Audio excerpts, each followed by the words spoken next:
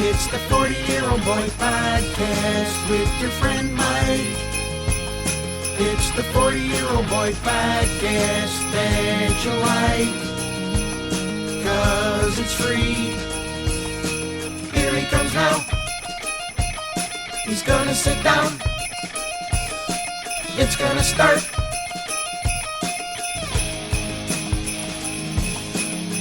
Hey, what's happening? Mike Schmidt, 40-Year-Old Boy Podcast. Folks, we're going to ease into it this week. Ease. I like the way that looks on the Audacity thing. Ease. We're going to ease into it this week.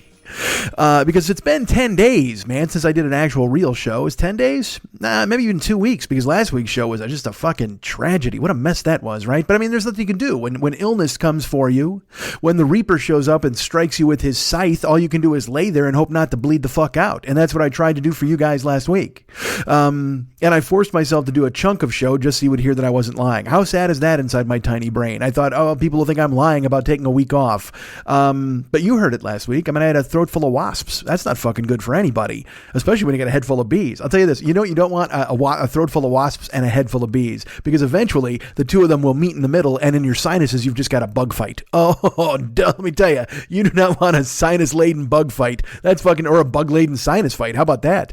Or a bug fight laden in your sinuses, or a sinuses laden with bug fights. I don't care how you want to describe it, but nobody wants wasps going up and bees coming down and meeting in the middle of your face and having a goddamn bug brawl. That's fucking brutal. But you heard it last week.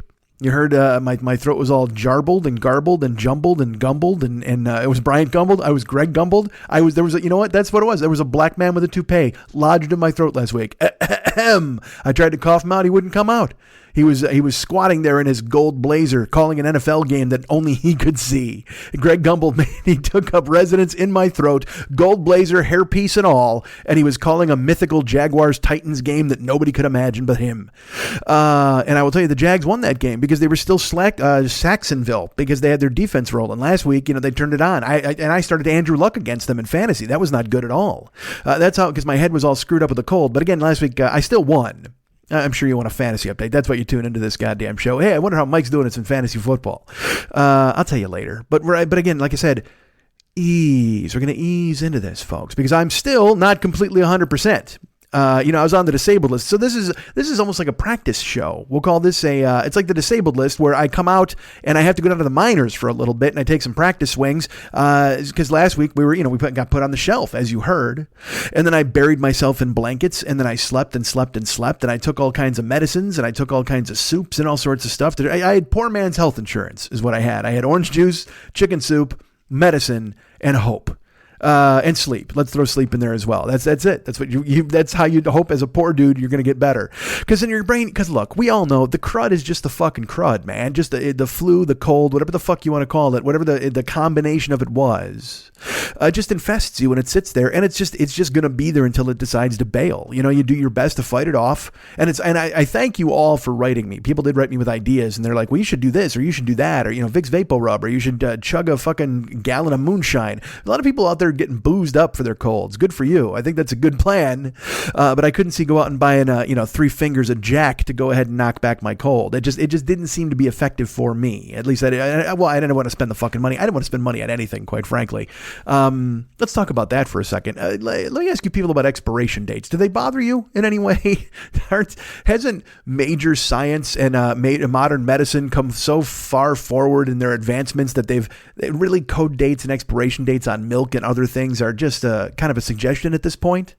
I hope so. I can tell you that. Let me ask you this. First of all, we'll talk about this. I spent the week, I was taking expired medicine, and I'm still taking it. Not this moment, but I've been taking it for days and days, because I didn't want to go buy any new fucking medicine, because I bought medicine last time I was sick, which was when? A fucking year ago, or 2 years ago. So in my I was going to say grocery compartment, in my fucking medicine cabinet. Jesus Christ. See, we're easing into it, folks. I can't talk. I can't think. In my medicine cabinet, I had Sudafed, like extra strength, fucking drowsy, whatever the fuck Sudafed. I had Dayquil, which is yellow or orange. And then I had NyQuil, which is blue. I had orange pills for, Dayquil. I had NyQuil pills. And then I had the Alka-Seltzer extra strength super flu cold fighting powder. which you mix in hot water. And it tells you, and look, dude, it says boil water and mix it up and make it hot. But then it says you got to drink it within 15 minutes. So that's not helping your throat at all. Is it cauterizing the wound in your throat? Is it killing the wasps with fucking like hot oil? Is it like the wasps are storming the gate in a French castle and you're just dumping hot oil over the wall on top of them? Jesus fucking Christ. Because it just seemed like such a weird antithetical thing where they're like, yeah, go ahead and boil up this water and then chug this in like 10 minutes. Like immediately, it's got to be gone. And I'm wondering, does medicine not work after 10 minutes? And if that's the case, does medicine not work after a year and a half from it being on the shelf? Because this stuff has an expiration date of like, I think it was June of 2017. But I was knocking it back, baby. And it seemed to be working, at least part of the way. You know what I mean? I would wind up, it felt good during the day. Like I would take the orange during the day and the blue at night. And also, don't think I wasn't comforted by the fact that the Bear Down Chicago Bears colors were used in my medicine. That was exciting. So I went Bear Down orange pills in the daytime and the blue at night, and I would knock those down and get some sleep or be able to breathe. That's the whole fucking thing, was trying to breathe. Because you heard the throat last week, but also the coughing, and there may be some coughing jags during this show if I exert my voice or I push it at all, because that's been happening. I can't shake the cough. I can't shake, and the throat it's not sore, but I have, I think I have latent bronchitis. I think I've had it since I was a kid and I never fixed it. I might have scar lung or whatever the fuck. Remember when you hear like coal miners, whoever the fuck, get their lungs scarred from working around that kind of shit? Well, as you know, I had, I know pneumonia fucks you up and you actually keep scars on your lungs forever once you've had it. Well, I had walking pneumonia as a kid. You know, I've told the story on here where I played football until I threw up because I didn't want to face the fact that I was sick. I was like, I'm a kid, I'm having fun. And I would play football and exert myself, and then I would call timeout, go to the sideline and cough so hard, and then eventually just throw up all over the place, and then check back into the game. And all the kids are just like, this is awful. Like, I don't know why you're doing this. But because I loved football and I guess I wanted to appear tough. I don't know. That didn't even factor in it. It wasn't even tough. I was enjoying playing outside. When you're a kid, you don't want to stop playing outside, no matter what shows up for you. Some black cloud or some fucking thing that lives in your throat or death, whatever the fuck. You want to go out there and play tackle football. And then I was coughing. I'd throw up. And again, I wasn't weak or hurt. You know, you sprain your ankle. Because I played through, dude, I was a Sandlot fucking superhero. I played through a bunch of fucking injuries. One time I had my my left thumb bent back so far that my hand swelled up almost like a fucking baseball. I mean, it was just like the base of my thumb was completely swollen. I don't know if it was dislocated or what the fuck, but it hurt like a motherfucker. But I still would not play. I went out to play Sandlot football because we were playing a team from another block. This is when we were the Gordon Street Warriors. And we were playing the team from, I believe, McCool, which was one street over. And I caught like fucking 15 passes, one-armed.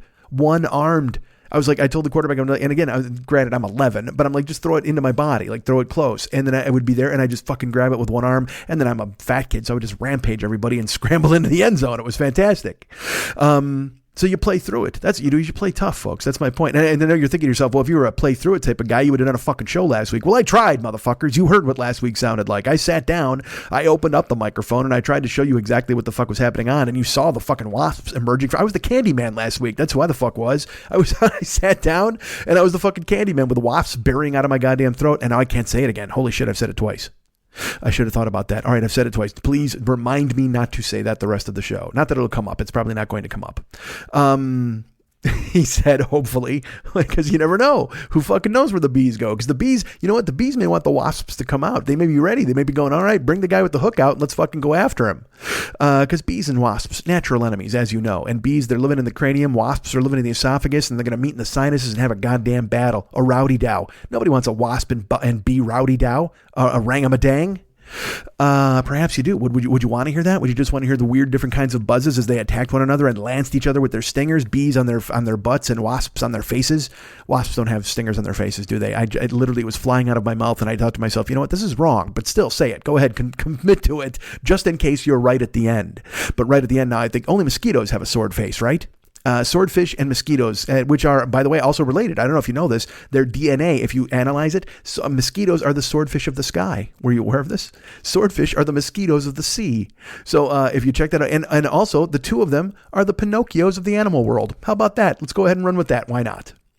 So wasps have their ass stingers, right? They're another one too. Like everybody's got their stinger on their ass, except for mosquitoes and swordfish, and Geppetto, or no, Pinocchio, and fucking who's the other guy? Beauregard? No, fucking Cyrano de Bergerac. That guy, Beauregard. The fuck, Beauregard.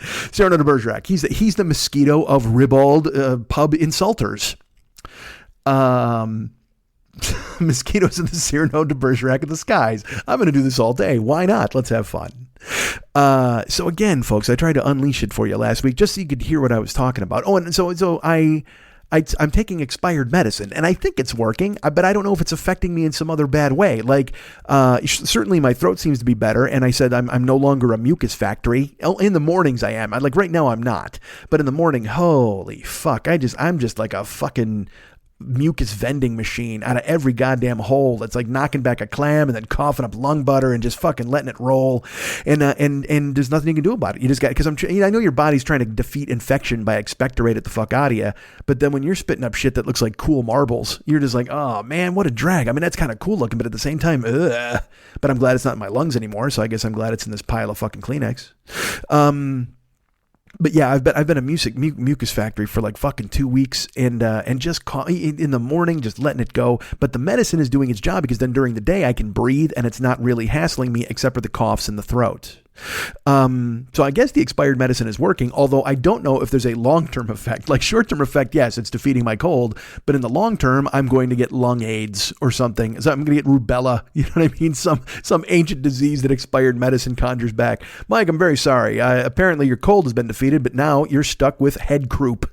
What's head croup? Well, it's croup that affects mainly just your head. Your lungs aren't affected, but just it's centered right in your goddamn throat, right amidst all of those wasps. They're making a nest of croup right by your Adam's apple. Oh, Jesus Christ. And also, like I said, you guys were calling me with suggestions. A lot of booze, a lot of, hey, you should have 3 fingers of bourbon and maybe a squirt of lemon, like that kind of stuff.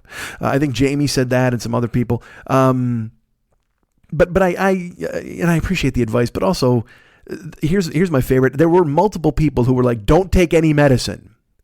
My buddy John in England, he's like, Mike, come on, we're 50 years old. You know what to do. You just fucking take some Tylenol and you tough it out. I'm like, what the fuck? This isn't World War I, motherfucker. All right. I have expired medicine in the cabinet. I'm going to take it. That's like Gwyneth Paltrow shit. Don't take any medicine and save all of your mucus and make a phlegm face mask. No, fuck that, man. I'm not fighting it off in this natural way.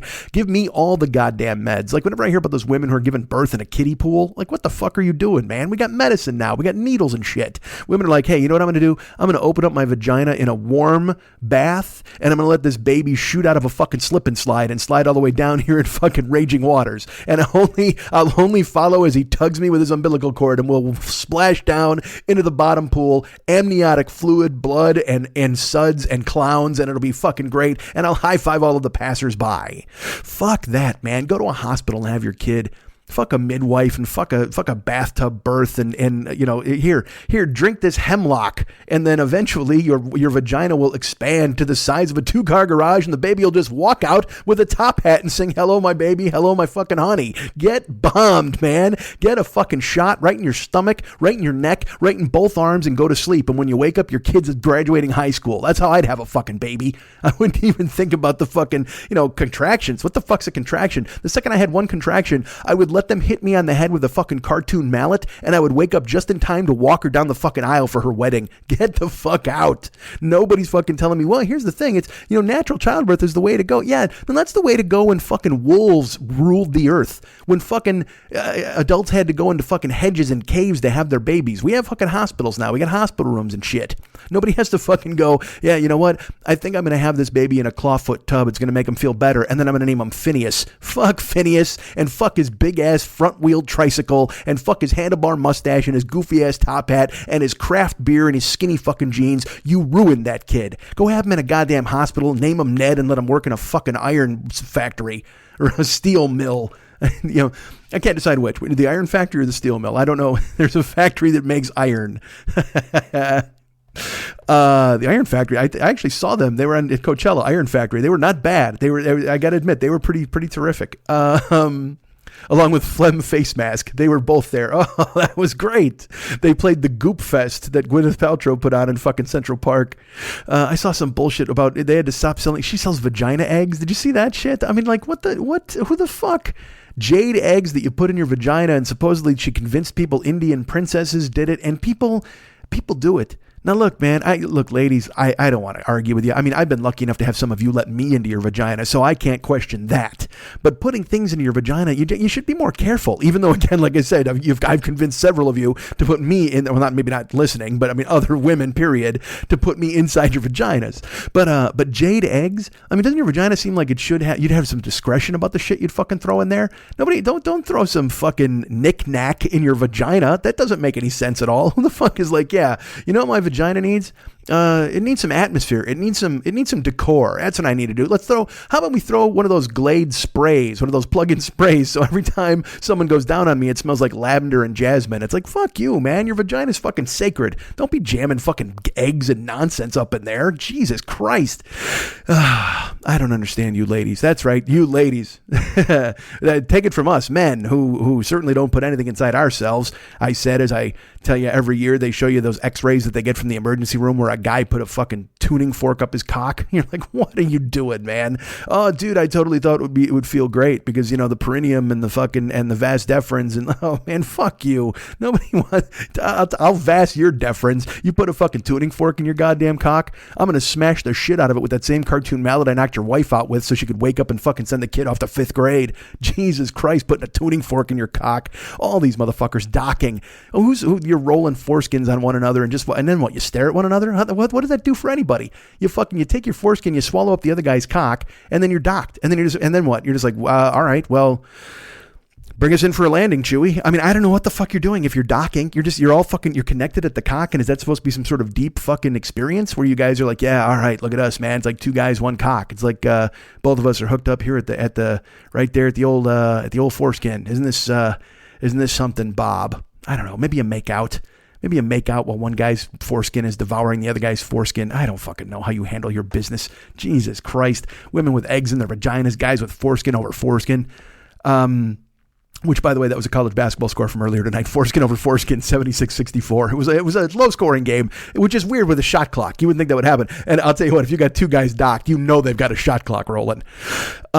Jesus Christ. All right, so please don't tell me not to take medicine. Everybody's like, dude, don't take any medicine. Now look, I will accept your advice if you knew that all I had was expired medicine. Then I could understand you thinking to me that, oh, well, Mike, you shouldn't be the guy who fucking takes expired medicine. That is advice I would understand.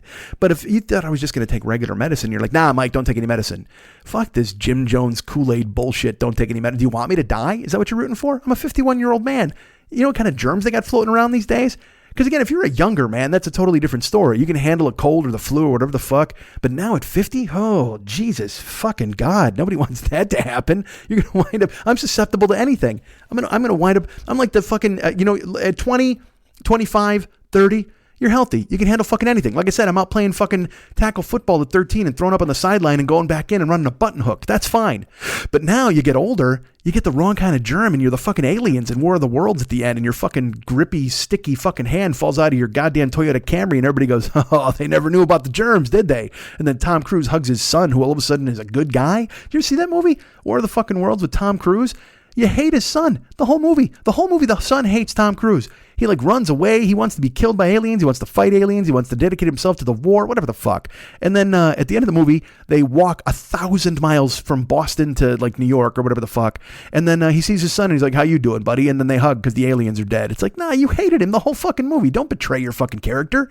You hated him. You would have rather been parented by those aliens. Right now, you should be disappointed those aliens died because they were your only hope from escaping the clutches of Tom Cruise's bad dad. But no, you're going to fucking hug him at the end?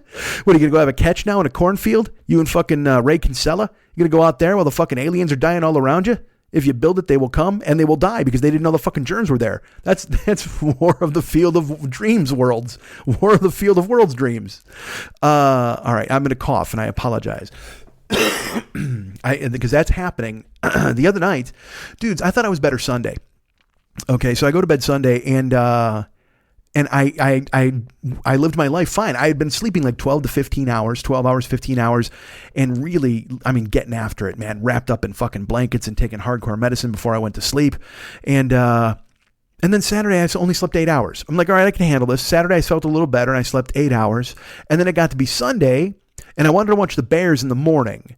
But I was all fucked up from sleeping weird hours and shit and taking naps and stuff. So I was like, well, you know what? I'll purposely go to bed late and get up early so I can recalibrate myself for the week ahead. You know, the big coming week ahead of when I've got so many things to do.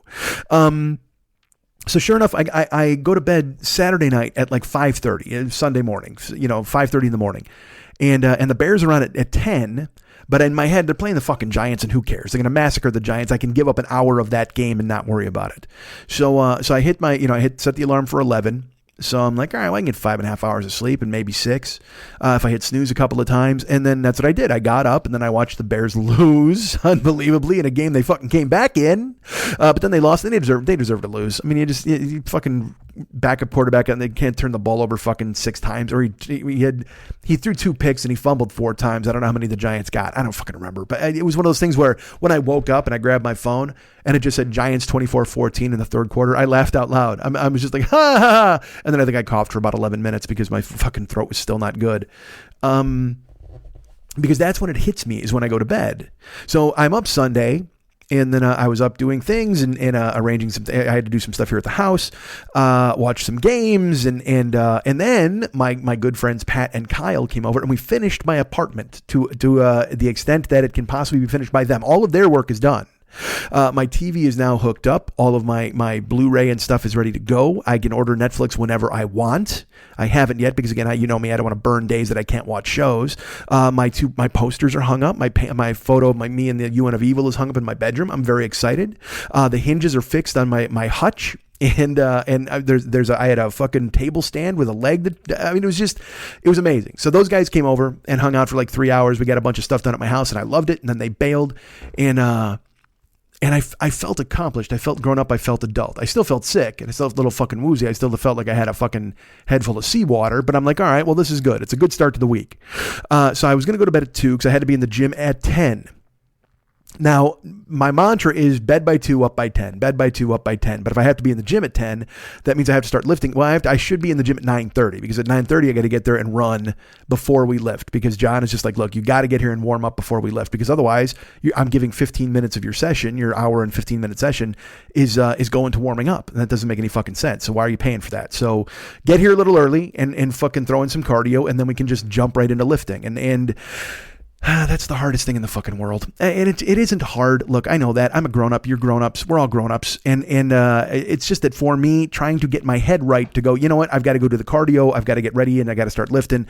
I'm having trouble forcing myself to do it, as you know, but because I haven't posted in the Attaboy Fit Brigade for a while.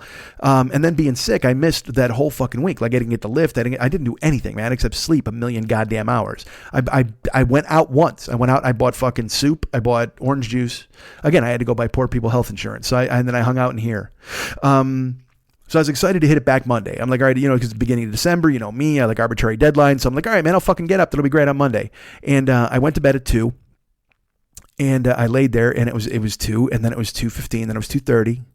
And I knew what was up. Like I took some NyQuil before I hit the sack but it wasn't helping me sleep. What it was doing was, as I breathed, it's the whole point is I sleep on my side. So as I was sleeping, I would breathe and the breath would hit my throat and my throat was still raw and also ticklish, I guess is the way I would put it. Because then when I would breathe in, I would have a coughing jag. I would just I'd be laying there and I'd be able to fight it off for like a minute or two. And then about the 10th breath, I just wind up coughing a ton. And then I'd lay back down and try to start over again. But it was like this strangely weird cold breeze on my throat. It just, I had a very sensitive uvula Sunday night. I'm not going to lie to you. My uvula was fucking me up. So at 2:00, it became 3:00. 3:00 became 4:00. And I'm laying and I'm wide the fuck awake. It's not even like I'm drifting off and kind of getting some good rest. No, man, every 5 minutes, coughing jag. I cough. My whole body fucking rocks. The bed moves. I'm just like, God damn it. And then 4:00 becomes 4:30, 5:00. And look, I won't lie to you. I jerked off twice.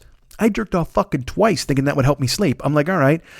Even right when I went to bed at 2, and then again at 4. I'm like, all right, well, fuck, let's just try this again. Maybe that'll whack you the fuck out. And but then 4 o'clock became 4:30, and 4:30 became 5, and I was done because I had Shannon at noon the next day. So there was no way I could get 4.5 hours of sleep and then go to the gym and work out after a week of being dead and then go see Shannon, because I also didn't want to fucking ruin the rest of my goddamn day. You know what I mean? Because that's been happening. I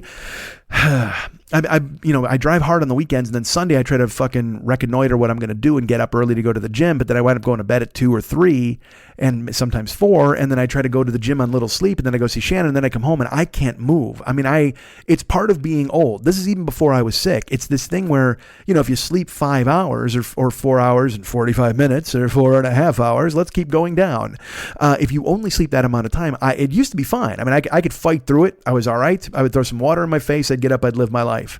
But now my body feels like lead. Like, I mean, it just feels fucking heavy. Like, so I came home from Shannon, I got in the house, and I had to start driving this week because I didn't drive last week at all because I was fucking sick, man. I couldn't move, and I didn't want to cough and be that guy. I mean, I've driven with a fucking 102 degree fever before. I've told you before, and I just couldn't bring myself to do it last week. I'm like, all right, well, look, the next week you'll drive hardcore, you'll make it work.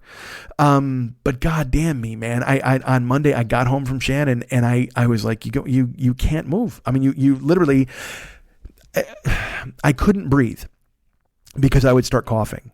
Even Monday. I mean, this is how long? This is a week later. And I know people are like, well, this could last over a week, and but just be over with. Just get done. Just get out of me, illness. March out of me, germs. I want germs to get out of me like that fucking baseball. Like when Bugs Bunny, remember when he walked a million times and he did a conga line around the bases? I want these germs to just conga line out of my goddamn body. I got shit to do, man. I know it's December. There's other people to go infect. Go infect other people who got nothing going on with their goddamn lives. Go ahead and jump out of it. You had me for a week. You took me the fuck out. We spent some quality time together. You want to talk? It was cuffing season. Everybody talks about that when you fucking date somebody because it's cold. Well, these germs are like, hey, we're going to date Mike for a week or so. Well, now they won't go. And look, I'm a good host. I know you love me. I know I'm good in bed with germs, but at the same time, man, just go find somebody else, man. Go get the thrill of walking into somebody else's windpipe. Leave me the fuck alone. But they stayed. So I got on Monday. I went, you know what, man? Take another day. Take one more fucking day to fix yourself. And so I got home from Shannon. I came home and I was wiped the fuck out where I couldn't move. And I went, you know what? I'm going to bed. And I did.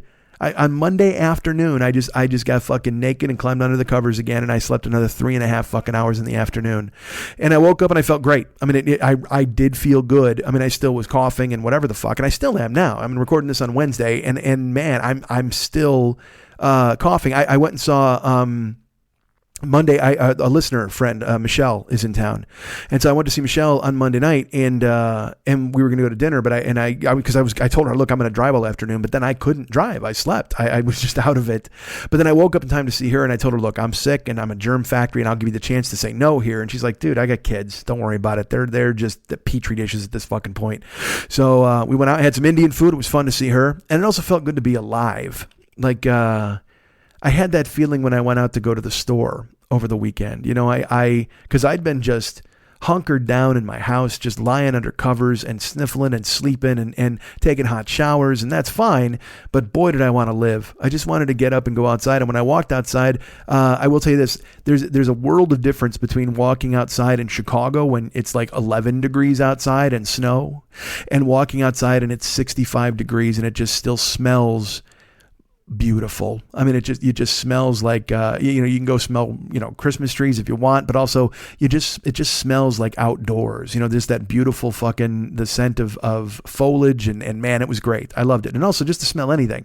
Cause again, I'd been all fucking clogged up for a goddamn week and a half or whatever the fuck, unless I took medicine, and then I laid down and I had coughing jags. I'm a goddamn mess. But I was able to drift out on Monday, and I went to see Michelle. That was fun. And then I started driving. I went out Tuesday and I drove a ton. I drove a ton today, Wednesday. I drove Michelle to the airport today. It's just stuff I had to do. I mean, I have to get out because especially with the mod coming to town the next couple of days, or not next couple of days, next couple of weeks, I had to get behind the wheel again, man. I talk about easing into this. I had to ease back into driving. So I drove a little bit Monday. After I finished dinner and stuff with Michelle, I just put on the thing, going toward my house. And and heading toward home. You know what I mean? So I wound up taking 2 rides Monday. I took some rides Tuesday, took some rides today, made my bonus. I was happy. And also I had to take, it's another thing. I thought I was going to sleep Tuesday. I'm like, well, I'll go ahead and reboot my life because I was out to dinner, like I said, with Michelle on Monday. So I'm like, I'll go ahead and reboot my life. This will be fine. Well, remember when I said I didn't leave the house last week? I lied.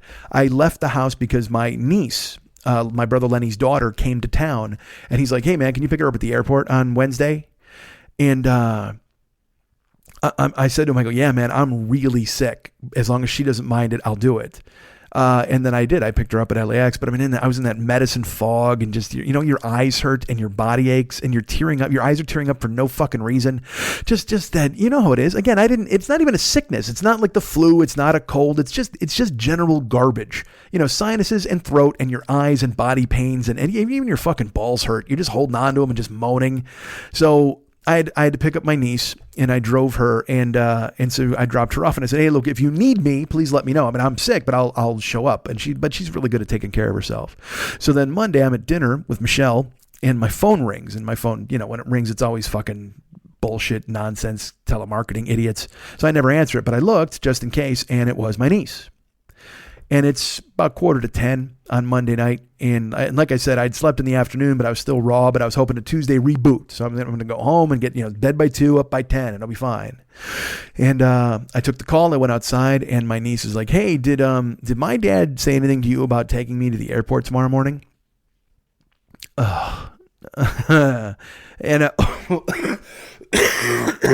see, I made it happen there. I didn't mean to.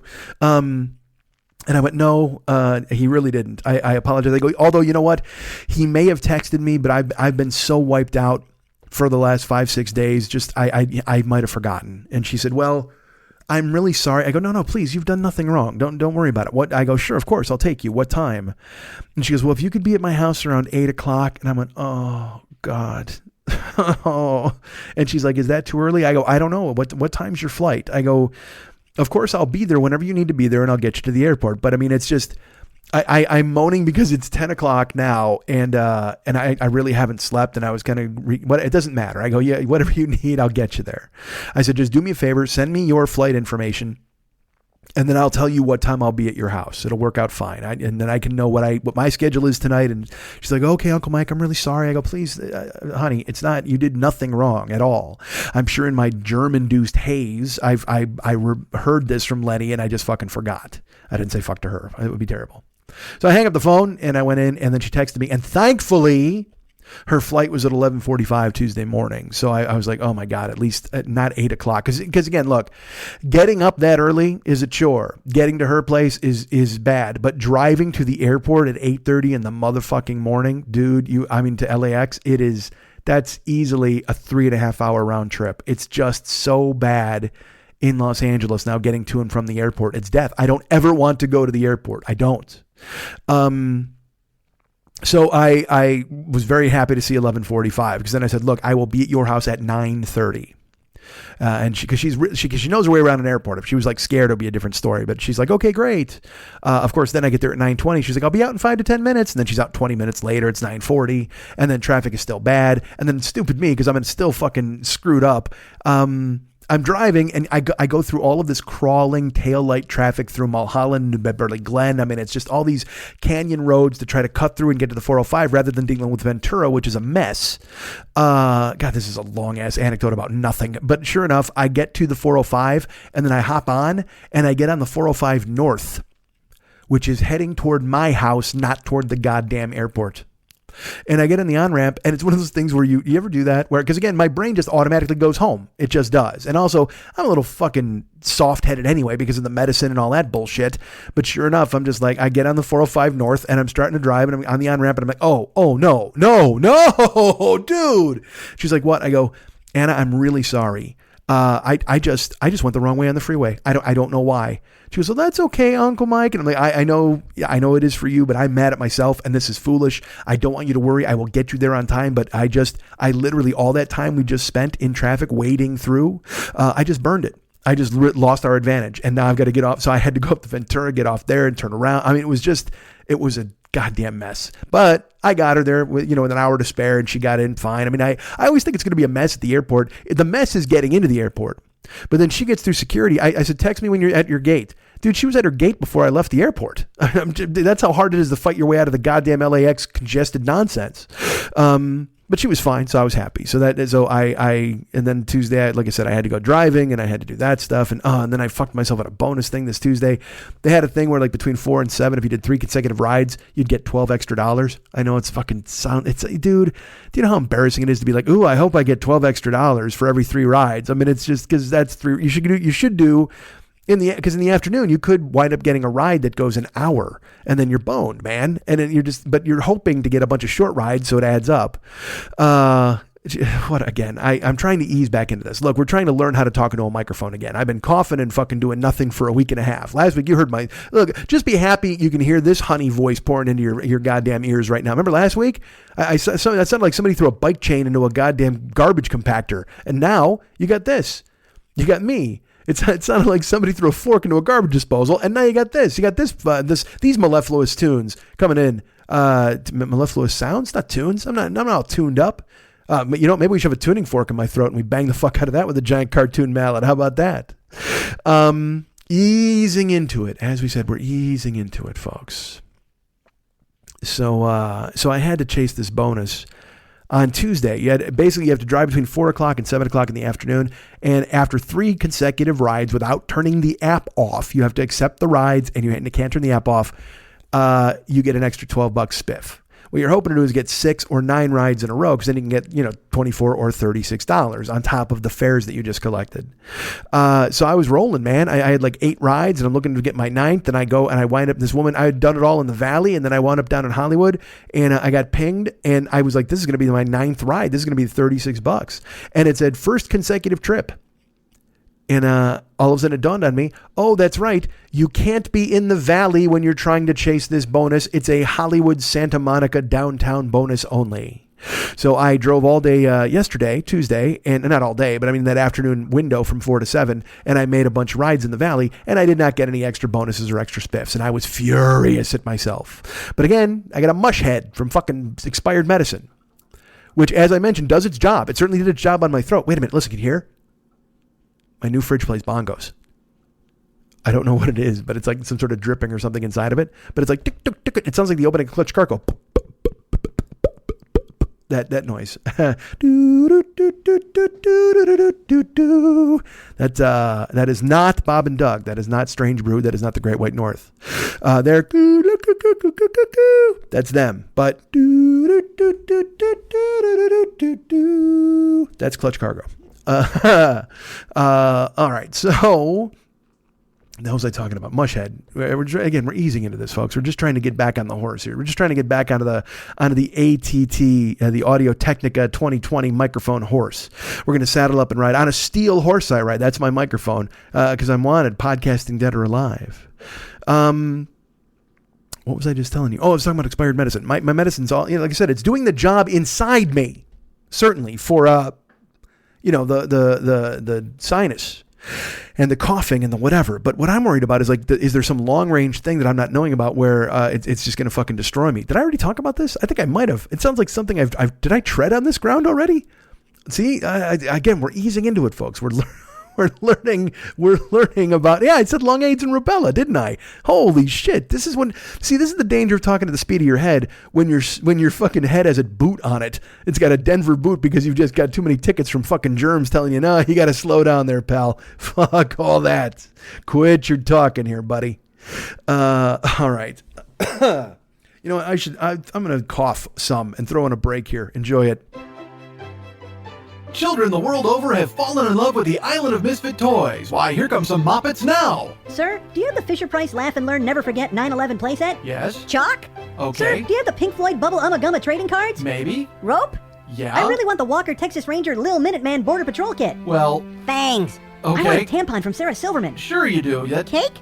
The Super Angry Gaijin Happy Good Time Yelling Houropoly? I'm sure we've got all of those things and more at the Island of Misfit Toys, a subsidiary of MikeSchmidtComedy.com. Okay, nose is blown, coughs are coughed. I think I'm okay. My head is empty. My skull is empty right now. That's probably not the best thing to say. But I think I'm all right now. To continue, certainly to ease back into this podcasting thing that we all know and love every week that I bring you a show. And I think I may have made a mistake. regarding this show, because I was on Twitter and some woman, she wrote, what did she write? Hey, please, podcasts hosts, I'm putting together a database of all podcasts, whether they're smaller or larger. So please go ahead and contact me with your name and your podcast, and I'll put you in the database. And I wrote her a thing on Twitter. I'm like, hi, I'm Mike Schmidt, and I host the 40-Year-Old Boy podcast. And I gave her a link to the show at Art19. And then I sent it. And then I went, why did you do that? I guess I'm supposed to trust people I've never met before. It's not a data mining operation. And everybody knows I have this show. Everybody knows that page exists at Art19. Everybody knows that what my name is and the name of the show. I didn't give her any behind the scenes information, but who knows? She could be some kind of master fucking hacker who's trying to pull all the podcasts off the air. She's going to make us go dark. She's going to go ahead and take all of our links and destroy them in some fucking way. Because I don't know this woman. I don't know anything about her. I checked. She had more Twitter followers than me. So that's, at this point, honestly, that's all it takes for me to trust you. You are now trustworthy. You're somebody that I should know and follow and understand. Obviously, you're more popular than me and people know who you are. So here you go. Here's some information you asked for that I should not share, even though it is public information. I'm sure I'm not really in trouble. But at the same time, she didn't say where this database is going to be listed. I don't know if I'm going to get a notice.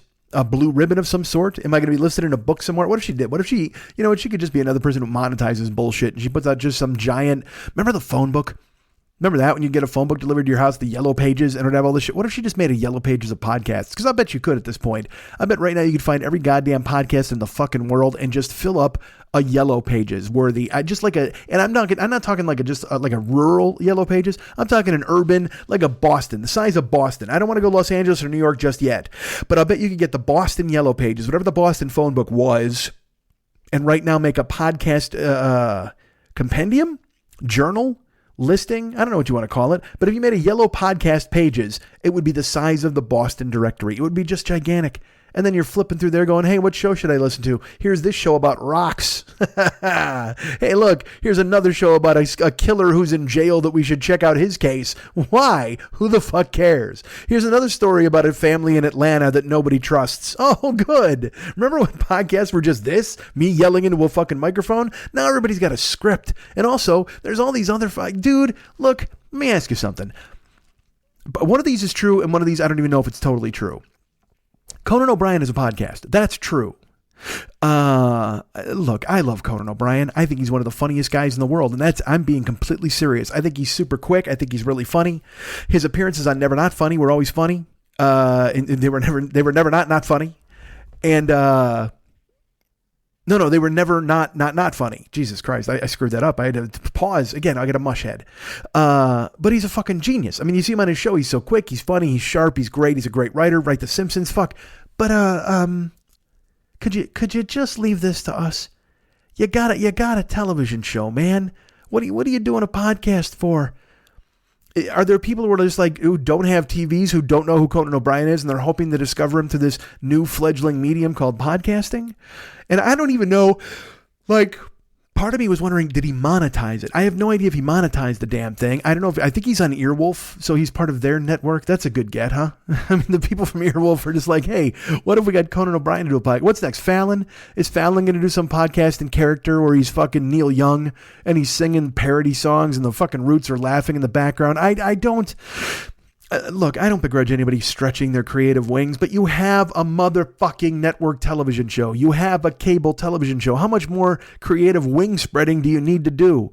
Did Conan O'Brien think to himself, you know what the key is to me really unlocking my appeal to people? If they can hear my voice without seeing my fucking face. Goddamn, you know what I haven't conquered? Radio. I need to do everything I can to fucking wrestle this dying medium to the ground by the horns and make sure people notice me, goddammit. I'm only Conan O'Brien. I've only been on television for 35 fucking years. And now we know we're having fun because, again, I love Conan. I think he's hilarious. And I don't know who among you out there knows him and is going to play this for him and go, hey, listen to this guy hate you. Because that's a big thing now, on Twitter. You can't criticize anybody on Twitter because people snitch you out. If you make a joke about somebody then will at the person in their replies and go, oh, what'd you think of this, man? Hey man, I'm making a fucking joke. All right, don't snitch me out again. Like it's like if you played this for Paltrow, you're like, hey, vagina egg, this fucking guy was totally railing on you, and she'd be like, oh man, I'm so upset, and then she'd send out the Goop army and they'd fuck me up. That'd be terrible, man. I don't want to be staked out on some fucking beach where Lilliputian Goop fucking followers jam an egg up my ass. I can't have that happen. But Conan O'Brien with a podcast, and it's called like Conan O'Brien is my friend or has friends. I mean, and again, good for you. It's about time you got some recognition. I'm glad you're working, Conan. And he's doing the live tour, which is great. I don't begrudge that. People want to see him. He's a talent. He's brilliant. But podcasting, honestly, and then I heard this, and I can't. This is the one I don't know if it's true, because you don't know what's real and what isn't real half the fucking time. But somebody said. I heard that Will Ferrell is doing a podcast as Ron Burgundy. Is that real? Like an actual, I don't know if it's going to be weekly or monthly or whoever the fuck it's for. I'm sure All Things Comedy scooped him up because, Earwolf went and got Conan O'Brien. Well, they had to go get Will Ferrell. Hey, there's a picture. Will Ferrell did Conan O'Brien's podcast, speaking of the two of them. And there was a photo on Instagram of them in the studio. Will Ferrell, there's something wrong with his head. Like, his head is weirdly egg-shaped from the side, and he almost looked like a reverse monk. Like he had Will Ferrell hair, but then there was a tuft of bald on the top instead of like a tuft of hair on top of you ever see the Friar? Like a Friar in the old days for the San Diego Padres, like they have that tuft of hair on top and like fucking bald all the way around. Well, Ferrell's got hair all the way around, but he's got the tuft of bald on top, and it's a weird bald. Like it looks like he's got a tumor on top of his fucking head. I should find that photo and dig it up. But I actually said it to a buddy of mine. I go, hey, there's something wrong with Ferrell's head here, right? I mean, he looks fucking bananas. I think it was the John I sent it to, and he's just like, yeah, he does. He looks fucking strange. But then I thought to myself, well, maybe that's where he keeps his extra talent. That's where he keeps his extra drive and will to succeed that I don't have, because I have a normal shaped head. See, if I had an awkward skull, I could keep all of my nest egg and my extra money and all of the fucking talent that I need up there in that little bulb on top of my skull, like a pinhead, like Zippy. He looked kind of like Zippy, almost like a Zippy the Pinhead thing. I had to tell you it was Zippy the Pinhead, just in case you were like, who's Zippy? Is that a chimp? Well, certainly Zippy's also a chimp, but Will didn't look like a chimp. He looked like a pinhead. You know what? He looked like a chimpy pinhead. He looked like a pinny chimp head. He looked like a chimp pinhead. That'd be terrible. You think chimps got to have birth defects, right? Do they got, because we have like autism and all this bullshit now. Are there autistic apes? Like, are there apes who, like, you give them a banana and they're scared to death of the color yellow and they go fucking hide? There have to be, like, fucking, because we get birth defects. I guess those things got birth defects too, right? Because they're us. They used to be us. We used to be them. So you got to figure if, like, an ape has a baby, and then they're just like, oh, this poor waterhead ape, because he keeps walking into walls and he won't say, ooh, ooh, ooh, whatever the fuck he's saying, Instead, they're like, no, dude, monkeys say, ooh, ooh, ooh. And he's like, what? Duh. And they're like, oh my God, he said what? He's crazy. They try to give him a banana and he wants to eat a carrot, like a fucking waterhead monkey. Nobody wants that.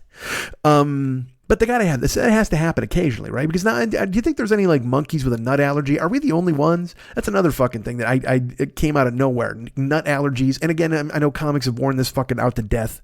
But I thought about it the other day. Again, they showed kids working in a coal mine or something. And I'm like, these fucking kids are eating a coal mine. And I thought to myself, Jesus, I hope nobody gave them a Planters snack pack for their lunch, because Jesus Christ, they go ahead and chew on a couple of legumes and they're going to fucking not make it back for second shift.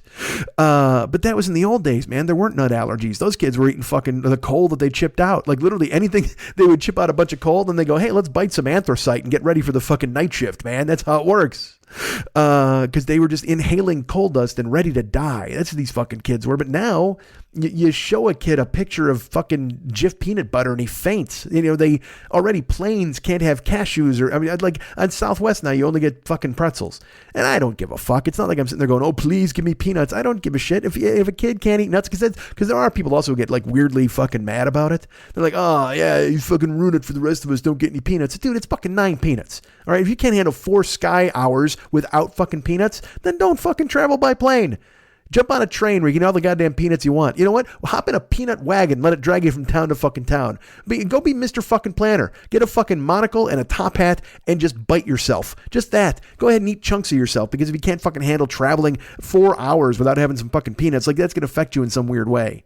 And people get mad because their kids are like, oh man, I got to be careful about the treats I bring with the brownies and the fucking bake sales, and I got to watch the nuts and stuff like that. Well, so, you know what ruins brownies? Fucking nuts.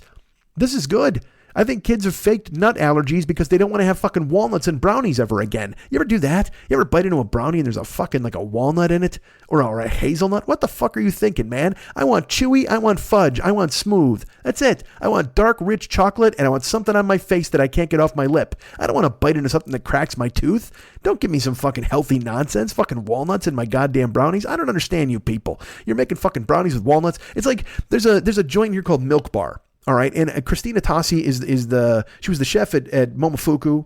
Then she branched out and she opened Milk Bar. She opened one in Los Angeles. There was a line around the fucking block when it opened. I was like, all right, well, I got to try Milk Bar now because I'm fat.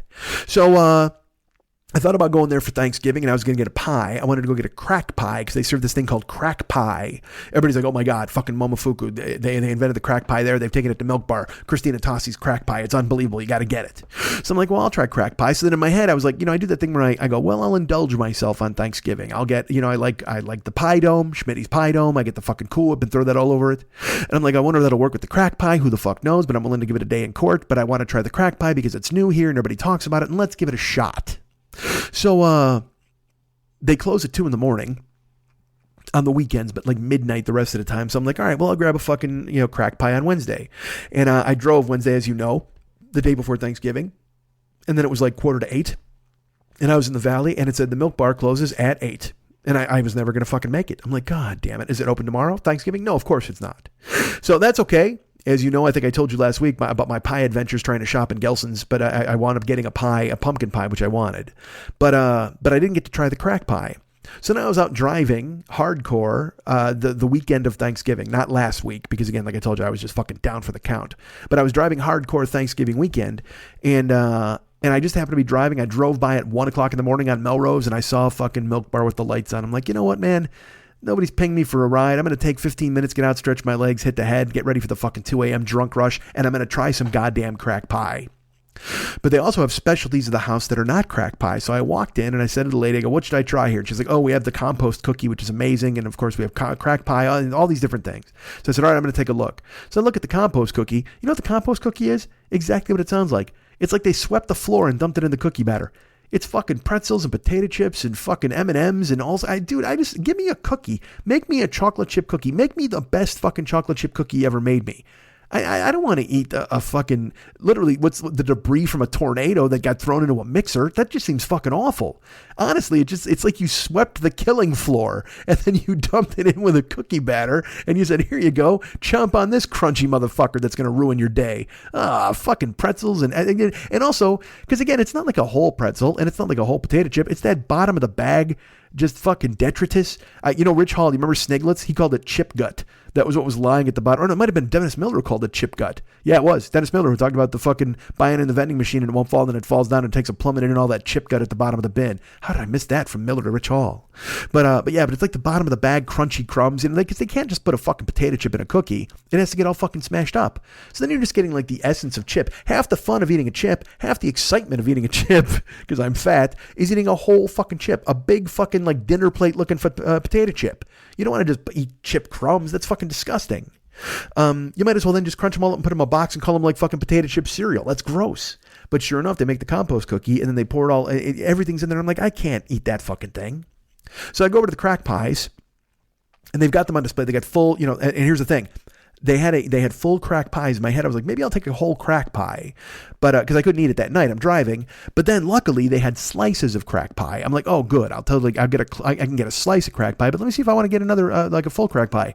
Well, I thought about it, and then I walked over, and then I looked at the price tag, and I saw that the crack pie, ladies and gentlemen, please, if you are not sitting down, please find a place to sit, to lean, to do something to take the weight off of your feet and ankles, because I guarantee you this is going to make you swoon and you might hit the floor. And if it's a hard surface, you might crack your skull. Ladies and gentlemen, the crack pie at the Milk Bar, Christina Tassi's crack pie that I've heard so much about, $46 for a pie, a fucking pie, $46. If you sell me a pie for $46, it better have a hole in the center so I can fuck it. You have got to be kidding me. A $46 fucking pie. And it's called crack pie. So then, of course, the joke should be, gee, I wonder is there actual crack in this pie? Like, could that possibly be the case? But instead, it's a pie. And I looked at it and I'm like, all right, well, I mean, it's like a buttermilk brown sugar conglomeration, whatever the fuck. So I buy the slice of crack pie and then I look at the cookies and I don't want the compost cookies. Again, that's far too many ingredients in a cookie for me.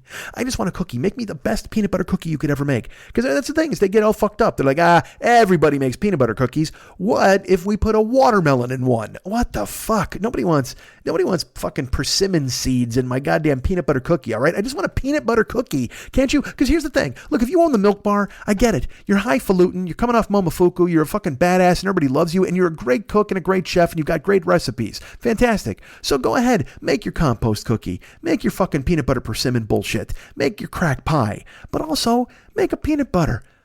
Make an old-fashioned snickerdoodle, which I won't eat, but other people may. Make the best chocolate chip cookie you possibly can. Nobody needs you to shove a Pop-Tart into another Pop-Tart. Just make a fucking dessert. Give me a cookie for fuck's sake.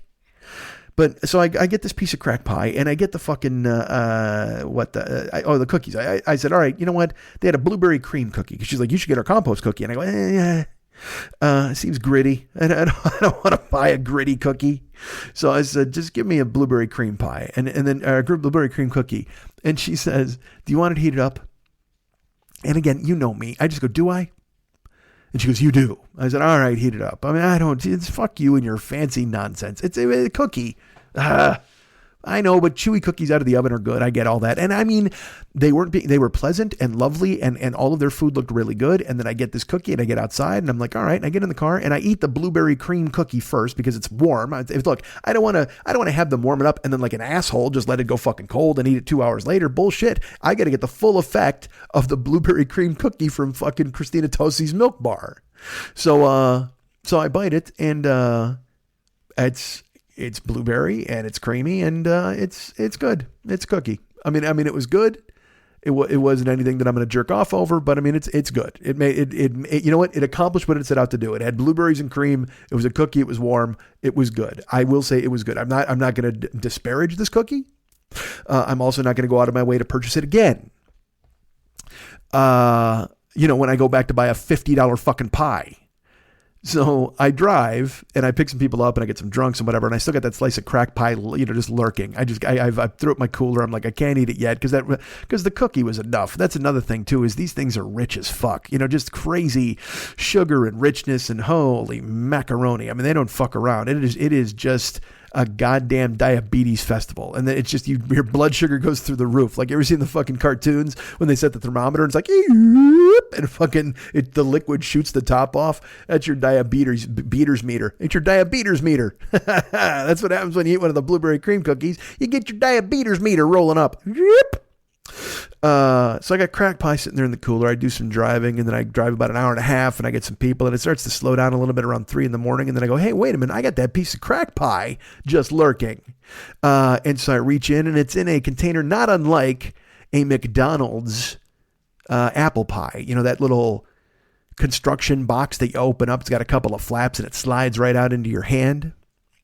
So I open it up and I'm still driving, but nobody's in the car because that would be just monstrous to pull out a fucking $8 slice of pie and eat it in their face. So instead I crack it open while there's nobody in the car and I slide it out and it's got a crust. It's got this, it's crack pie. I think essentially it's a buttermilk chess pie, but with a brown sugar overlay. I don't know, folks. It's how would I describe it? So I bite it and I chew it and then I took a second bite and honestly, after the second bite, I was done. That was it for me. Again, you want to talk about rich? It's like a creme brulee, but cold. And it's in a crust. And I mean, I guess this is a thing for people, but boy, look, if I'm telling you something's too sweet, if I'm saying something's too sugary for me, you gotta holster that fucking gold sugar, man. You gotta do something about putting that fucking C&H pure cane sugar. That's the one up on a shelf. Maybe 1 less scoop. How about maybe 5 less scoops? Because I tell you what, my teeth were buzzing after the second goddamn bite. And also, it didn't taste great. It was good. You know what? It just tasted like, because I am, as you know, as we all know, I am all mouth. I am a super taster. I'll go down on you and tell you what you had for fucking lunch that day. I mean, that's how it fucking works with me. So, I mean, my fucking tongue is working overtime. So I bite this thing a couple of times, and I guess it's got brown sugar and it's got eggs and it's got like some sort of custard in it or whatever the fuck. And I just, and buttermilk, there's a buttermilk thing happening. Dude, you know what? It literally just tasted sweet. It just tasted like a sugar pie to me, which is a great name for a stripper and a cool name to call your girlfriend, but absolutely not something you want to spend $46 fucking dollars on and bring home. Sugar pie. Because it did. I took 2 bites. And then part of me then is like, well, maybe do I scrape off this filling and just eat the crust? Because the crust was okay. I mean, it was pie crust. Fucking pie crust is good as hell. I mean, seriously, I don't give a fuck what you put on pie crust. I mean, you cover it in ketchup, I'm going to fucking choke the thing down. I like pie crust. So sue me. How defiant was that? I like pie crust, fuckers. Hold on. God damn it. The fuckers brought out the cough. But it wasn't for me. But then in my head, I went, dude, I got news for you. This is an $8 piece of fucking pie. So you're not doing any, you're not scraping the top off. You might, if you can give it to a hobo, maybe, but you've already taken a couple of bites out of the motherfucker. You're choking this fucking thing down. Cause if I don't pay $8 for anything without shitting it out later, I'll tell you that. Don't fucking sell me an $8 hunk of food and not expect me to send it all the way for the ride. You know what? It's going to go in my mouth and it's going to go all the way down through the throat, the gut, the fucking anal fucking moves, and just boom, out. I could not remember the word colon. That's why I said anal fucking moves. How terrible is that? So I don't fucking know, man. I would not advise you to have crack pie, I guess is my point. That's what I'm telling you, right? Stay away from the crack pie. We're easing back into podcasting, folks, as you know, since we're talking about pies and shit like that. I mean, not that this show ever talks about anything important, but quite frankly, the fact that I'm telling you about $46 pies and wasps and bees in my skull, probably, and right now I just fought off a yawn there. Did you hear that? Jesus Christ, I'm fading. We've eased in. You know what? Should we call it now? I think we should call this. What are we at? Holy shit, we just hit an hour. I literally just looked. We just hit an hour. Yeah, maybe. Throw it. Yeah, well, because this is, we're easing back into podcasting here, folks. So we'll call this a night. Let's do that. I think we did good, right? This is the first week back. My throat seems fine. My head seems to be working okay. It's just that right now I've already stopped once to cough, and now I'm coughing on the air, and now my throat's starting to fuck up again, and I'm starting to feel like the mucus factory is back in production. So I'm starting to think that my voice is getting a little funked up, and that could just be because I'm hearing myself talk more than I thought I should or would. Should I take a break for like 2 hours and come back and record? Nah, fine, we've done enough. There's plenty of comedy here for everybody, right? Isn't there more than enough comedy? Look, this is the $46 pie of 1 hour podcasts. I don't think anybody can argue that motherfucking point. Right now, if you thought to yourself, hey, if I was going to pay $46 for a fucking podcast, this is it. This is clearly it. And a special message to the woman who's out there making the database and the documenting. This is the show you lead off with. I think clearly this is a very good example of what a man who was half dead a week ago with a throat full of goddamn razor blades, what he can bring to the table when he's really feeling sort of poorly, but he's at least going up to the microphone and giving it a goddamn chance. I gave it the old college try, folks. I'm glad you came along with it. We've eased back into podcasting now. And I think next week we hit the ground running. That's what we do, right? That's what we do. We just all get together. You guys get on my shoulders and I just fucking rampage, and we start talking more about stuff that I wanted to tell you about last week that I've now just didn't get to tell you about this week, but now my fucking head is starting to get all funky, and so I should go ahead and throttle down and put the brakes on this motherfucker. Because, right now we're just careening downhill, and then the horses are fucking rolling. I got the whips in my hand and I'm trying to get them to stop, but it's not happening. They're frothing at the mouth, and I'm just trying to pull them over because right now this carriage is out of control. So right now, let's ease. This is, again, we eased in this week. Next week we jump back into hardcore podcasting. Deal? Deal. You guys can get me at MikeandMikeSchmidtComedy.com. You guys can be my friend at Facebook.com/the40year-old-boy. I'm sorry. See, that's what I want to do. I want to spare you fucking guys this. You guys can follow me at Twitter.com/the40year-old-boy. You can be my friend at Facebook.com/the40year-old-boy. I'm also at Instagram and Snapchat. You ever know about that? I think you should. Instagram and Snapchat are amazing. You should follow me there. They're not really amazing. One of them is. Instagram is cool because it's a lot of pictures. I put up a picture of a pie dome last week. But you can go follow me there. I'm Mike40YOB, Mike40YOB at Instagram and Snapchat. So please find me on there and send me a note, and I'll say hi back to you. Perhaps I'll even send an image or a face or just a still life with a pen or something like that, or a stapler remover, which I can see right now on my desk needs to be photographed. But find me at all of those places. Like I said, you can get me at the email, Facebook, Instagram, Snapchat, and the website, all over the place. Please find me at all of those places. Please remember that Ryan Dirks does all of the web stuff for this show. He's the coolest guy in the business. You can find him and be his friend at facebook.com/Ryan Dirks. He's great. I think he's great. You think he's great. We all think he's great. Go ahead and find him and be his friend, please. Giovanni Giorgio Peluso is a good friend of this show and a good friend of mine in real life. He is very busy helping us out all the time on the tech end with the things that we need to get done for this show. He built our YouTube channel, which I'll tell you a little bit more about on the other side. There's going to be a live stream tomorrow night. That's Thursday. And I'll talk more about that on the other side. But, the 6 o'clock p.m., whatever the fuck, I'll tell you about it on the other side. But Gio has built our 40-year-old boy YouTube page, and I appreciate that very much. He's got his own podcast. You can check him out on the Gio Get It On podcast. And he's also got his own YouTube channel called The Love Between the Two Hosts. You can subscribe to that if you want. And he's very busy doing the Love Line stuff for Adam Carolla. It's just like, because that is a never-ending job. There is so much audio for him to capture and buff up and then re-release for people. And anybody who's a Love Line fan owes him a debt of gratitude because of the hard work that he does for them. He does hard work for us. And he's right now having a tough week right now. He lost one of his dogs, his dog Mac. And if you have a pet, how difficult that is. And it's Gio and his 2 dogs. So now he's lost one. So send him a note, man. Send him a note on Facebook telling him, you're sorry to hear it and wishing him the best and telling him to hang in there and stay strong because he's a great friend of the show. And I want to make sure that you guys do what you can to cheer him up. That would be great. And please remember that our friend David Hernandez does all of the music and the artwork for this show. He is our resident genius. The guy who takes care of the heavy lifting and all the cool ass business that you hear musically and visually. You can find him, first of all, at facebook.com/David Mex Hernandez. Find him on there and be his friend. Also, he's got a website that displays the artwork, the art talent that I just referred to. It's artbydmh.com. You can find him on there. And look, Christmas season is upon us. We are now, I think it's December, what is it, December 4th? I think it is, something like that. But right now, on December 4th, or is it the 5th? I think Wednesday's the 5th. Well, Saturday was the 1st. I'm not going to do the fucking math. Yes, I am. So today's the 5th. All right, so he is a guy who is doing, he will do custom artwork for you for Christmas. And I mean, I'm talking amazing artwork. Look, you can have him paint an ornament. You can have him paint a watercolor painting. You can have him paint an oil painting. You can have him do something that you would like art-wise because he's very talented. All you need to do is contact him, though, through facebook.com/David Mex Hernandez, because, again, the turnaround time on a lot of these things, he's been very, very busy this holiday season. So he will be able to quote you a price, and he'll be able to tell you exactly what his holiday turnaround time is for you, because some of these art projects, they take longer than others, and some of them take longer to dry than others, and the shipping and all that kind of stuff. So please, if you'd like to get it, you need to kind of get underway and hustle a little bit here and find our friend David at facebook.com/David Mex Hernandez. First, go to artbydmh.com and take a look at all the artwork that he's done in the past. I mean, he's done Valscapes and Gycons. You'll see display work of caricature work that he's done, all the artwork he's done for this show. I mean, he's just done paintings and everything you could possibly imagine. Like I said, oil paintings. He works in watercolor.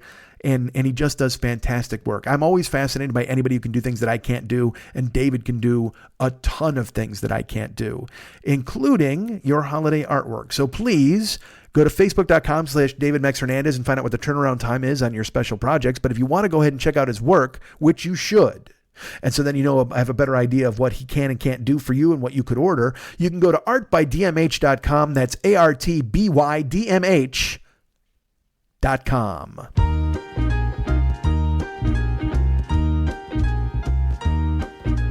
Here comes Schmitty Claus, at the Joe Business page. Bodies of hotties in their underpants, it's fun for every age. Box set, downloads every episode, hey, let's get in a fight. Eat some yogurt and punch a wall, cause Schmitty Claus comes tonight. Here comes Schmitty Claus, at the Joe Business page. He sells a shirt with your dirt to help show off your rage. Tweaked audio's got sweet-ass earbuds, what a beautiful sight. Use their watch to decorate your crotch, 'cause Schmitty Clothes comes the night. Here comes Schmitty Clothes, here comes Schmitty Clothes, that's Joe Business page. Hear Schmitty rap on a song that Max wrote, busting out of the cage. Get a print of podcast artwork, color all black and white. Mike Maxinelli will sign that thing, 'cause Schmitty Clothes comes the night. Here comes Schmitty Clothes, here comes Schmitty Clothes, that's Joe Business page. I bet you didn't know that the bees get out when Schmitty takes the stage. Peace on earth will have to wait after Schmitty comes alive. Let's give thanks to the big angry, 'cause Schmitty Clothes comes tonight. 'Cause Schmitty Clothes comes tonight.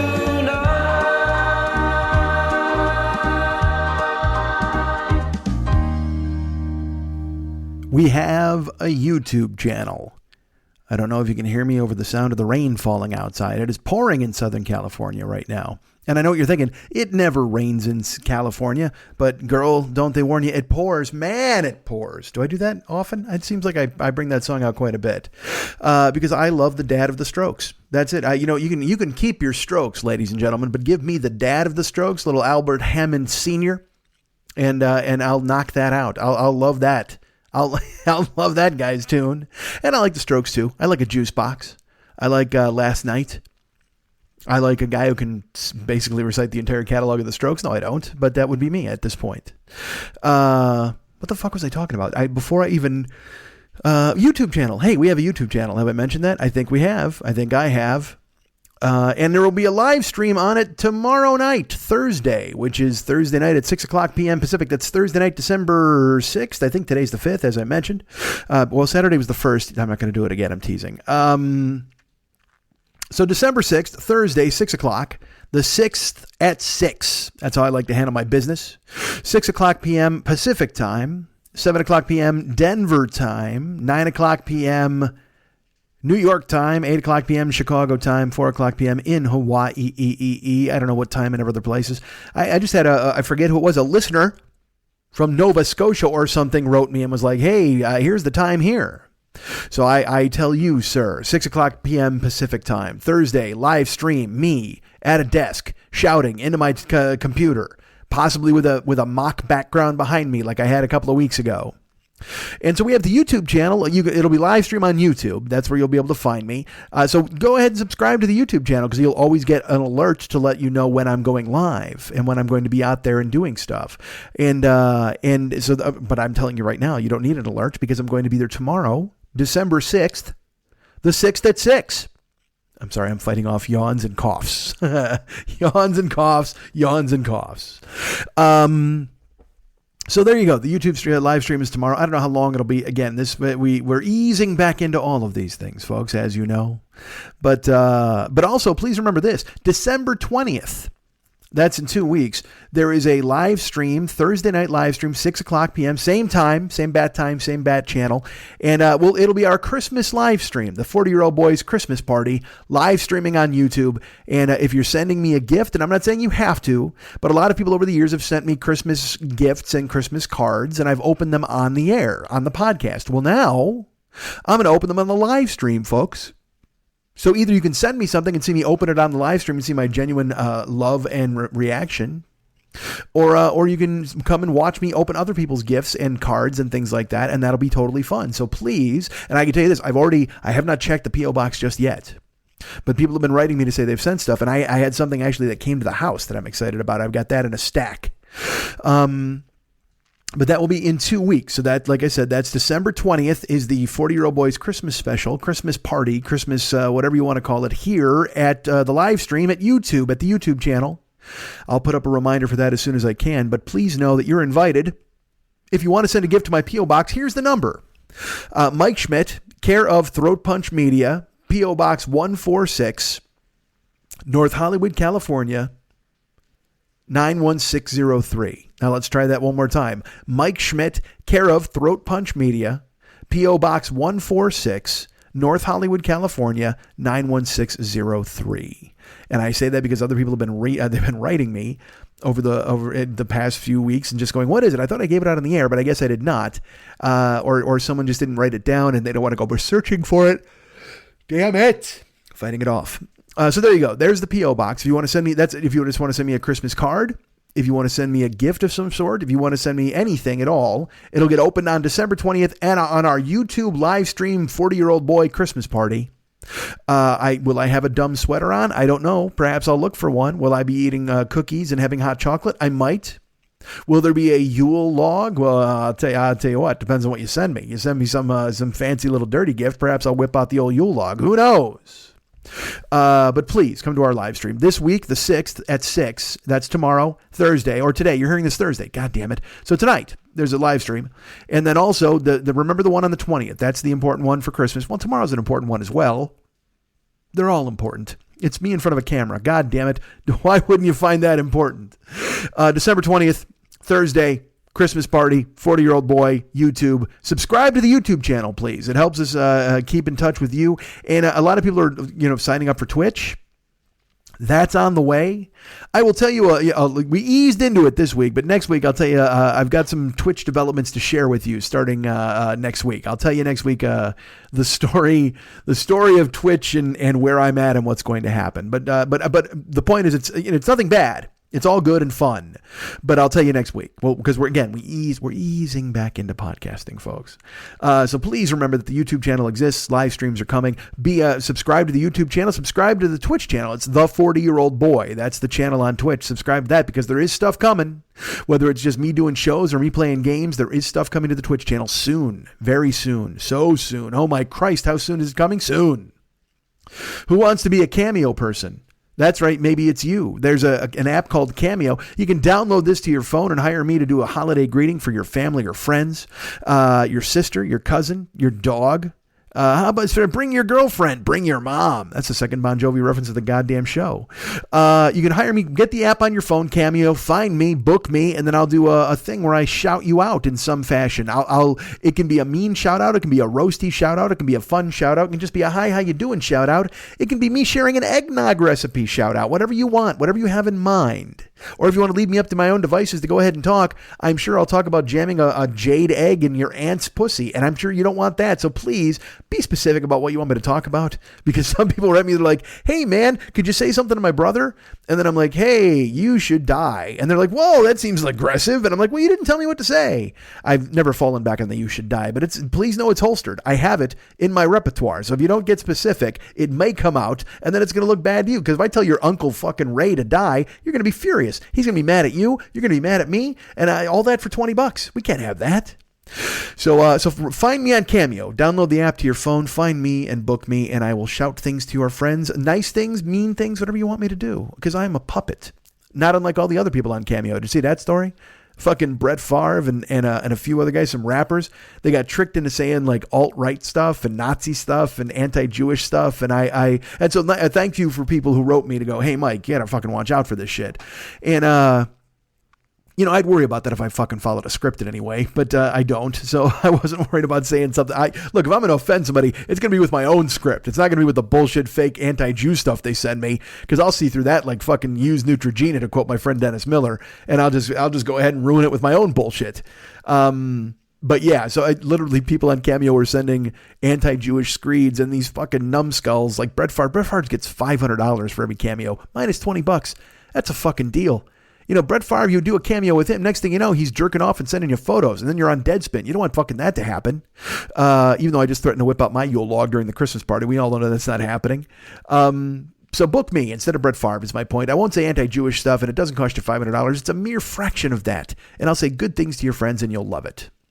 Who wants to be an Uber and Lyft driver? Is it you? It might be. If you want to be a Lyft driver, use my code, all caps, Mike 720057, MIKE 720057.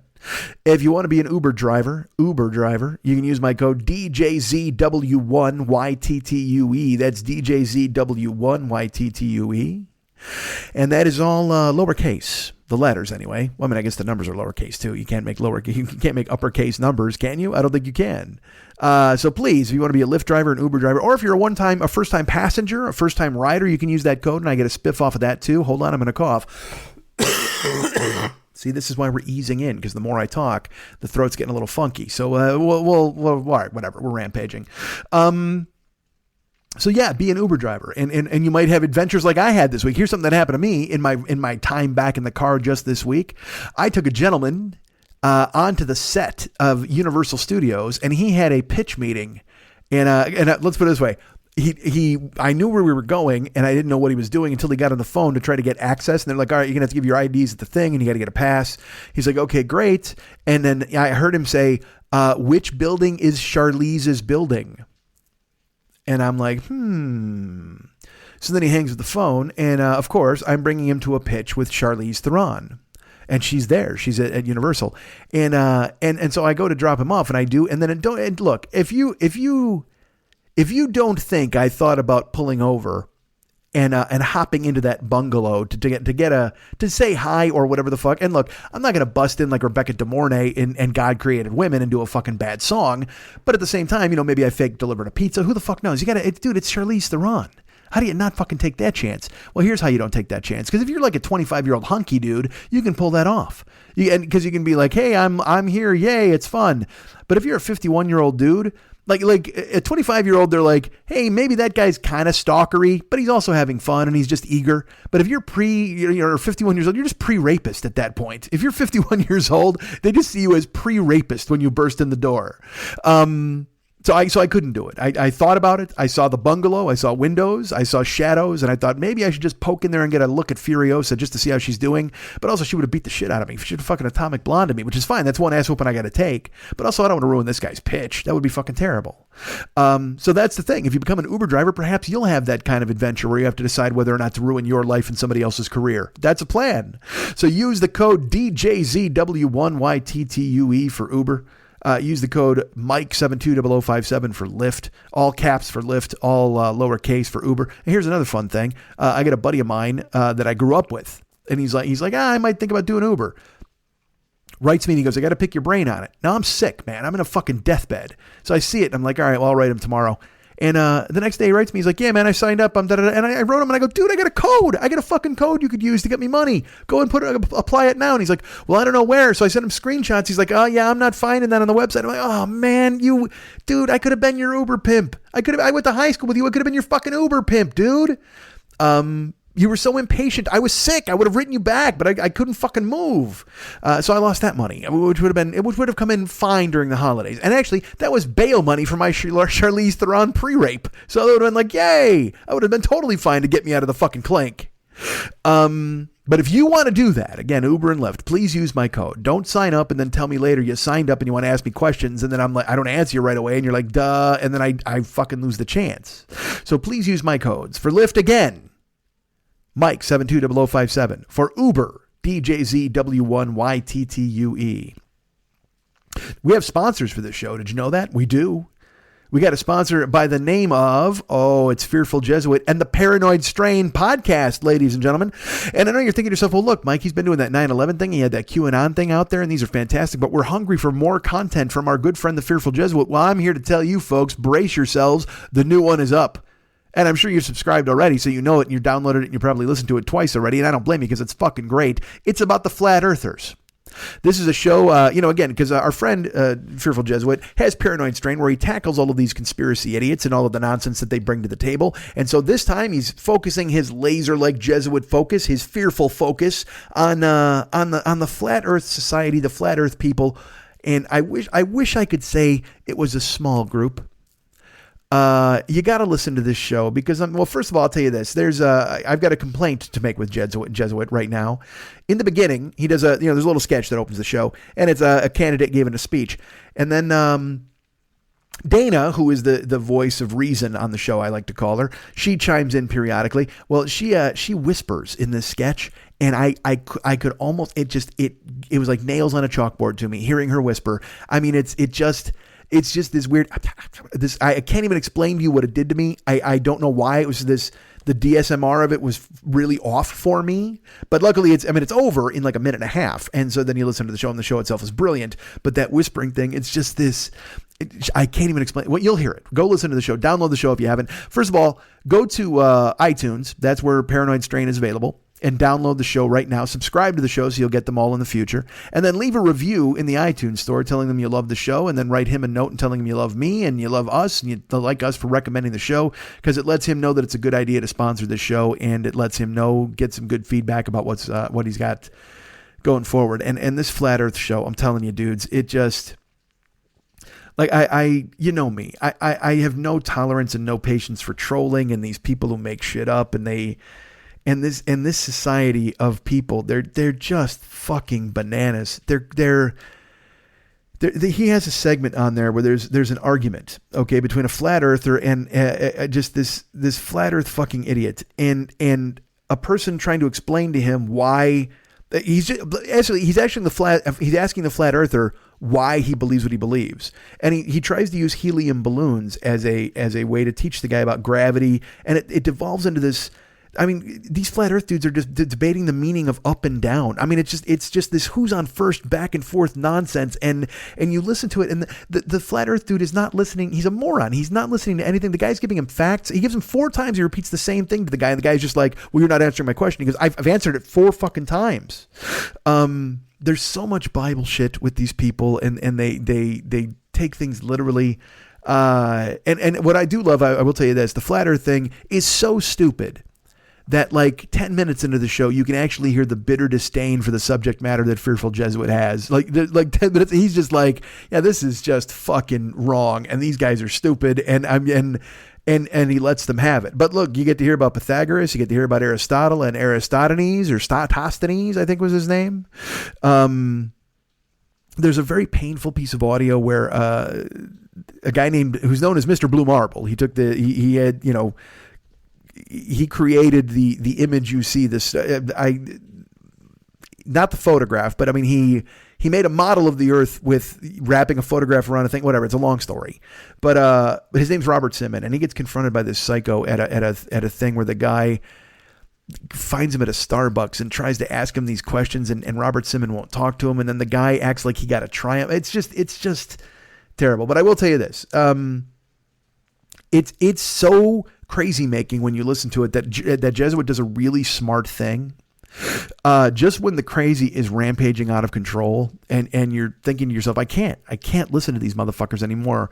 He has Dana do a show reset, and it really cleansed the palate for me, where I was just like, oh, all right, thank God.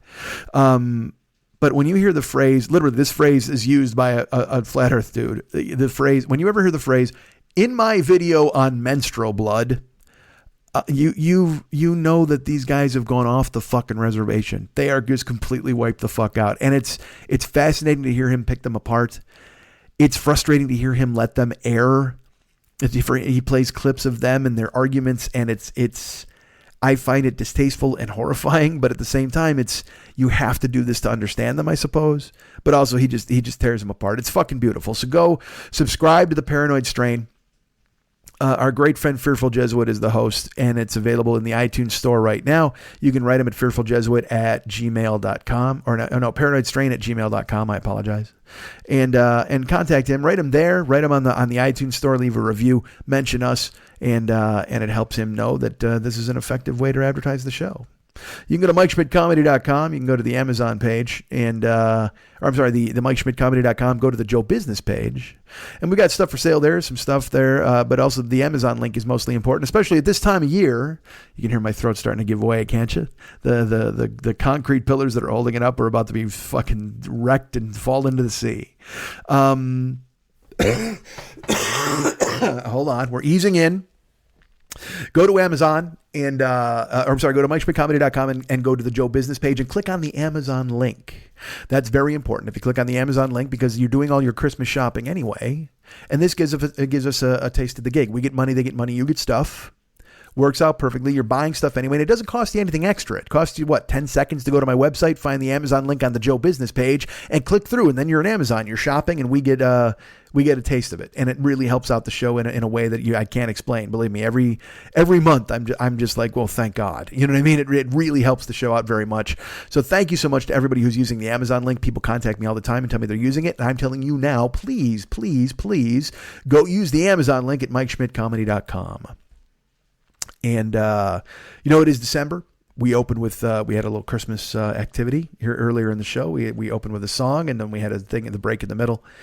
Normally we close with a Christmas song as well, but I'm going to close with a different song this time. Our friend David Hernandez, as I've mentioned, is the music and the visual component of this show.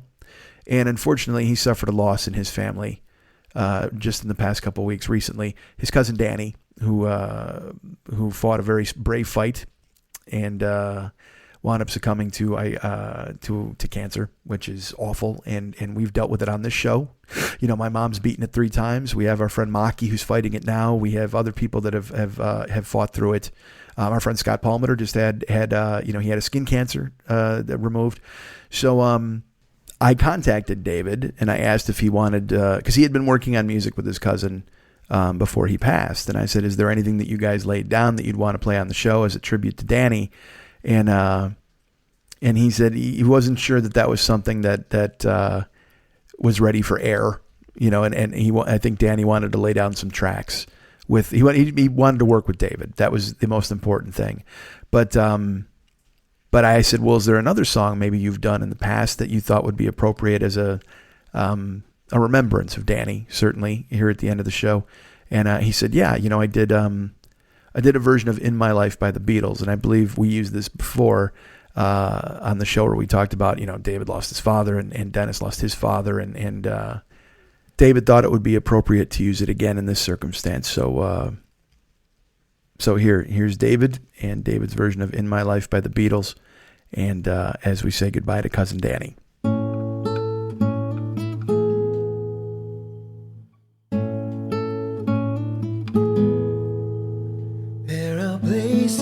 I remember all my life, though some have changed, some forever, not for better. Some have gone and some remain. All these places have their moments with lovers and friends. I still can recall, some are dead and some are living.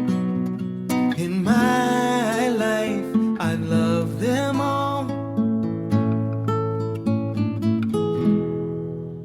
but of all these friends and lovers, there is no one compares with you, and these memories lose their meaning when I think of love as something new. Though I know I'll never lose affection for people and things that went before. I know I'll often stop and think about them. In my life, I love you more. Though I know I'll never lose affection for people and things that went before, I know I'll often stop and think about them. In my life, I love you more.